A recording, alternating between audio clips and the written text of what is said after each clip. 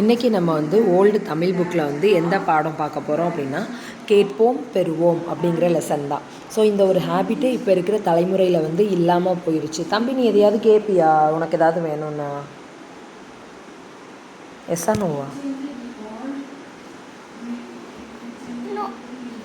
சரியா?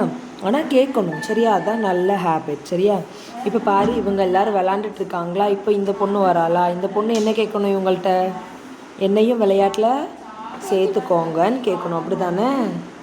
ஆமாவா இல்லையா? ஆமாம். என்னையும் விளையாட்டில் சேர்த்துக்கொள்ளுங்கள்னு கேட்கணும், சரியா? வாய் திறந்து கேட்டால் தான் எதுனாலும் கிடைக்கும். இங்கே பாரு, இந்த பையன் புக்ஸ் வச்சு படிச்சுட்டு இருக்கான், இந்த பாப்பா வரா, அப்போ என்ன கேட்கணும்? இந்த பாப்பாவுக்கு புக்கு வேணுன்னா என்ன கேட்கணும்? வெரி குட், சரியா? உன் புத்தகத்தை தருகிறாயான்னு கேட்கணும்.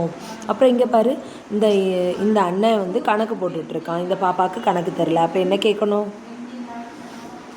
இந்த கணக்கை எனக்கு சொல்லி தரீங்களான்னு கேட்கணும். என்ன கேட்கணும்? கேட்கணும், சரியா? இந்த மாதிரி நமக்கு என்னென்ன தேவையோ அதை நம்ம வாயை திறந்து கேட்டால் தான் நமக்கு கிடைக்கணும், சரியா? இந்த கேளுங்கள் பெற்றுக்கொள்வீர்கள்னு ஏசு கூட பைபிளில் சொல்லியிருக்காங்க, அப்படி தானே? அப்போ நம்ம கண்டிப்பாக வாயை திறந்து நமக்கு என்ன தேவையோ அதை கண்டிப்பாக கேட்கணும். கேட்டால் தான் நமக்கு கிடைக்கும்.